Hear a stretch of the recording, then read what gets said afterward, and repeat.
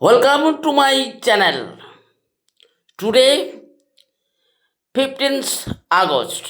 আজ আপনারা সরাসরি দেখতে পাচ্ছেন এই প্রিন্সিপাল স্যার নবোদয় স্কুলের ইন্সপেকশন করছে প্রেডের, এবং এই দিনটা আমরা কোনোদিন ভুলতে পারবো না যে আমাদের দেশের জন্য বিনয়, বাদল, দীনেশ, ক্ষুদিরাম বসু যারা নিজের জীবনকে দিয়ে এই দিনটির জন্য করে গেছে, সেটা কিন্তু আমরা যেন না ভুলি।